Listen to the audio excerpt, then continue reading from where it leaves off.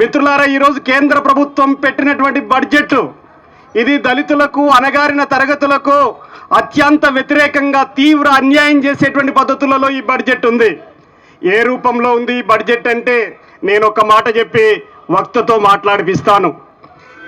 ఒక తల్లికి 3 కొడుకులుంటే ఆ 3 కొడుకులలో ఒకడు మొన్న అన్నం తిని ప్లేటు పట్టుకొని లైన్లో నిలబడ్డాడు, ఒకడు నిన్న అన్నం తిని ప్లేటు పట్టుకొని లైన్లో నిలబడ్డాడు, ఒకడు ఈరోజు పొద్దున్నే కడుపు నిండా తిని బొజ్జ నింపుకొని వాడు కూడా వచ్చి లైన్లో నిలబడ్డాడు.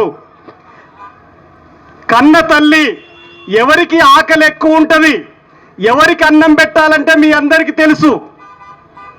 మొన్న దిన్నోనికి ఆకలి ఎక్కువ ఉంటుంది కాబట్టి ఆ కన్న తల్లి మొన్న దిన్నోళ్ళకు పెడుతుంది. కానీ ఇక్కడున్న తెలంగాణ ప్రజానీకానికి ఎంత ఉన్నటువంటి చైతన్యం నరేంద్ర మోడీ ప్రభుత్వానికి తెలియదు.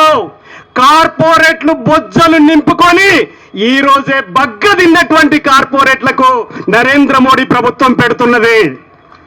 అందుకనే అట్టడుగు తరగతులకు జరుగుతున్నటువంటి అన్యాయానికి వ్యతిరేకంగా ఈరోజు ఈ బడ్జెట్కి వ్యతిరేకంగా ఈ కార్యక్రమం జరుగుతూ ఉన్నది. దేశంలో దళితులు సుమారు 30 కోట్ల మంది ఉన్నారు. ఈ బడ్జెట్లో 27% దళితులకు రావాల్సిన నిధులన్నిటిని కూడా కోత పెట్టారు, దారి మళ్లించారు, కోత పెట్టారు.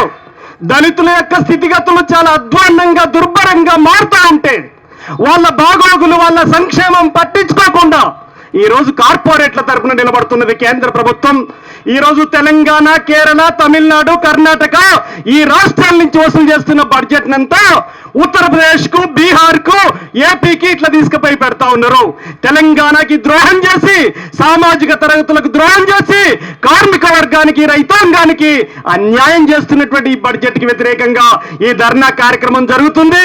మనమే కాదు, అన్ని తరగతుల్ని, రేపు అన్ని వర్గాల్ని సమీకరించి ఈ కేంద్ర ప్రభుత్వ బడ్జెట్కి వ్యతిరేకంగా పెద్ద ఎత్తున ఉద్యమాన్ని నిర్మించాలని చెప్పేటువంటి పద్ధతులలో తెలియజేస్తూ